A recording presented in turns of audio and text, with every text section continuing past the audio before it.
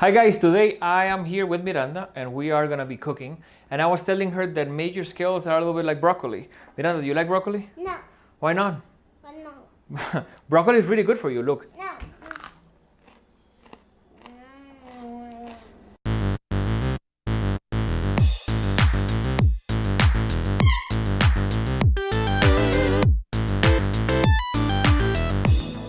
So guys, I don't particularly like the taste of broccoli, but one of the things that I do is I do have it fairly regularly because I put it in smoothies. And now, why would I put something that I don't particularly like? Because I know it's good for me. Now, scales, a lot of students don't really want to learn them and almost see them as something that they can bypass. They don't really are gonna have to deal with. But I can tell you as an instructor, I've been doing this for a long time now, about 13 years. There's a big difference if you do learn the scales early on, because they are the building blocks of music. So I want to give you 3 main reasons that you should pay attention to them and try to learn them while you're young so you can move forward with music fairly quickly. Check it out. Reason number 1, you're not gonna get very good at reading music. One of the basic components about being able to read music and sight read, which is reading music without any practice, comes from learning and understanding the major scales. Because one of the things that we do as musicians, you shift a gear and you go, okay, I am in this family of notes. And when you're reading the music, you shift that gear and you should already be familiar what notes are gonna be black, what notes are not gonna be black. That's not gonna happen if you have never played the scales, and even more if you don't have an interest and think that you can bypass them. So reason number 2, you're gonna be playing blind. And by playing blind, it means that you're gonna be playing notes, but you're not gonna understand how do they relate to one another.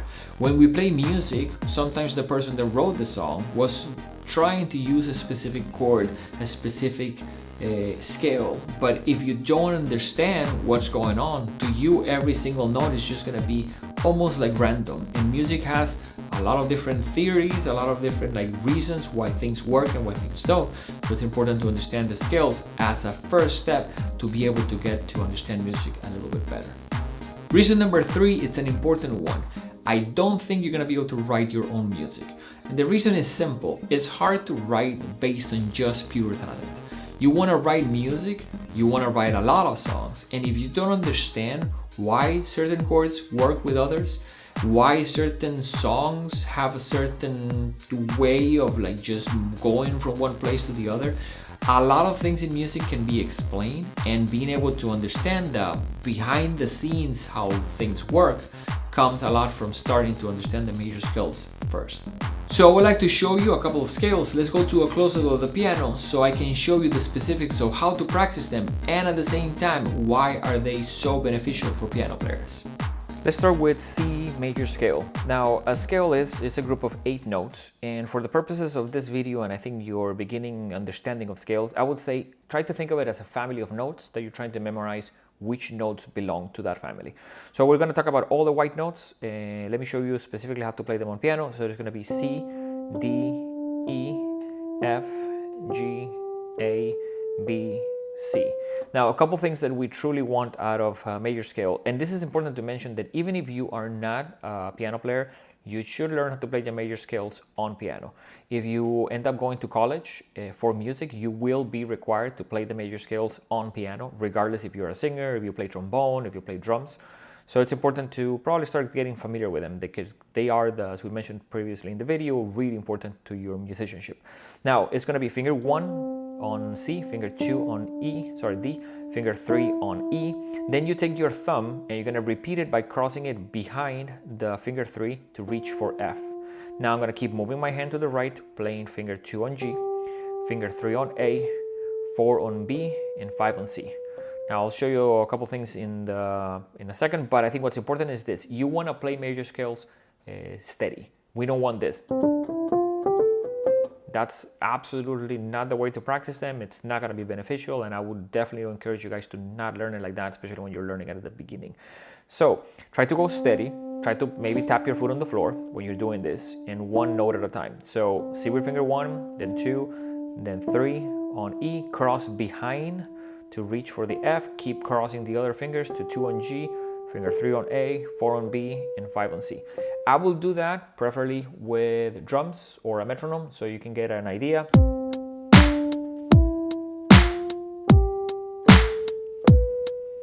And as step number 1, I will play it only going up. Make sure that your hand kind of like does that switch correctly without having any problems.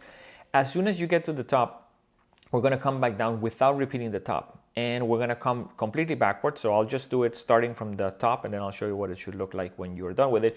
So it'll be finger 5 on C, finger 4 on B, finger 3 on A. So we're going completely backwards. When you run out of fingers, you take your finger index and cross over the other finger. So you're gonna go 5, 4, 3, 2, 1, then 3 on E, 2 on D, and 1 on C. Now, we definitely don't want for you to try to do anything else other than that. It's important to mention major scales are practiced with the same fingerings, which is the choice of numbers, fingers to use on each key, the same way all over the world. So even if you go to a different country and try to study music there, they're gonna expect you to have learned them correctly. So learn them incorrectly, I think also it's not gonna look good when you try to show someone. And they are required as an entry point. Sometimes one of the first things that they ask you is, can you play this major scale? Can you play that major scale? So backwards, 5, 4, 3, 2, 1. When you run out of fingers, make sure that you, with the index, cross over. That's finger 3 to E, then finger 2 on D, then finger 1. Now, ideally, this is what it should look like when they're done.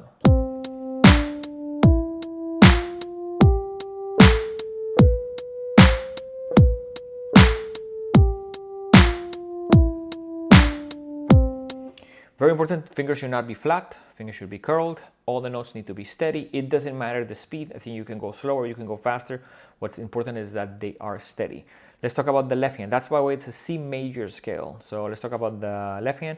This is gonna be 5, 4, 3, 2, 1, starting from C, going from the bottom. So 5, finger 3, finger 2, finger 1. Once we run out of fingers, it's almost like a mirror image of the other one. We cross first over to do a finger 3 on A, finger 2 on B, finger 1 on C. Same thing, I would say put drums.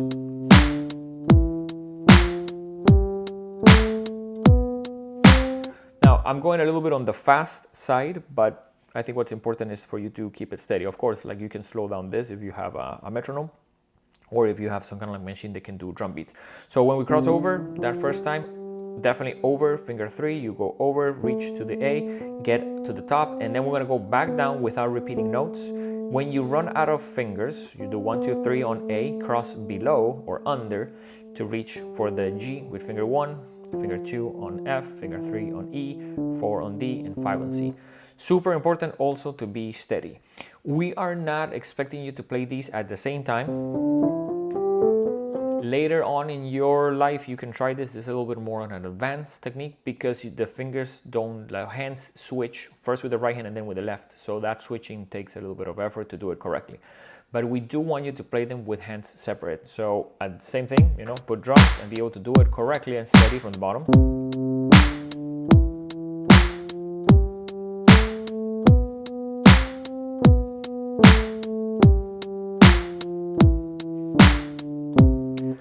So major scales, a couple of things that I see with students all the time. They learn them with the incorrect fingers. That's not gonna help you. So I know it takes a little bit of discipline. You have to be a little bit like, okay, paying attention and trying to do it, I guess, correctly. But learning it messy and doing this type of thing, and you know, it's just not gonna really help you. So I think we do believe if you're gonna go through the trouble of learning them, try to learn them correctly. Even if it takes you a while, I would say this 12 major scales, learn one a month, you know. It's a good way of starting to introduce them in your life. Some of them are a lot harder. Now, let me go ahead and cover fairly quickly F major. So F major is going to be this. It's going to start on F, finger 1 on F. So we're going to do it like this way. It's finger 1 on F, finger 2 on G, finger 3 on A, finger 4 on B flat, finger 1 on C, finger 2 on D, 3 on E, and 4 on F. So same thing. Put metronome, try to do it steady. Now here we're going 1, 2, 3, 4 and repeating again 1, 2, 3, 4.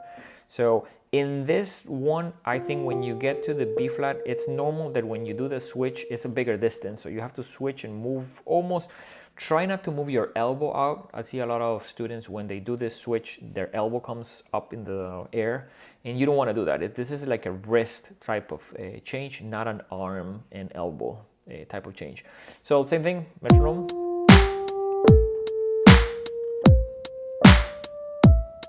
Back down. When you run out of fingers, finger 4. So this one is a tricky one, and right off the bat you have on the second scale a little bit more of a change, because when we're coming down you're gonna do 4, 3, 2, 1, and this is somewhat of a big change. So again, wrist to be able to reach that B flat, 3, 2, 1. You should have a paper from your level book that has all the fingerings on it, and my suggestion is make sure that you're playing it with the right fingers. If not, you're a little bit wasting your time. So let's talk about the left hand. The left hand is very similar to C major, not particularly hard. 5, 4, 3, 2, 1. When you run out of fingers, cross over to reach D, E, F. Back down. When you run out of fingers again, cross behind to be able to reach for the C, and go to the B flat, A, G, and F. Now, for us, one important thing to mention about this scale, try to think of like when someone says F major, in your mind what we're talking about before in the video is shifting a gear. Okay, all the B's are flat. So C major, only white notes. F major, 1 flat. Because once you understand that and you're reading a song that is in F major, you should be almost aware, okay, all the B's are going to be flat unless there's some kind of like change to the song, and you'll see that in the sheet music. So try to practice those two scales. Definitely with the correct fingers, I think is number 1, and steady is number 2. If you bypass those two things, it's a little bit like taking broccoli and maybe covering in chocolate. It's not as good for you, and you're kind of like almost missing the point. So broccoli is not the most fun thing to eat, but at the same time, it is good for you. So the same thing happens with the major scale. Truly, guys, don't wait. Try to learn the major scales when you're young. It's gonna make a big, big impact in your musicianship.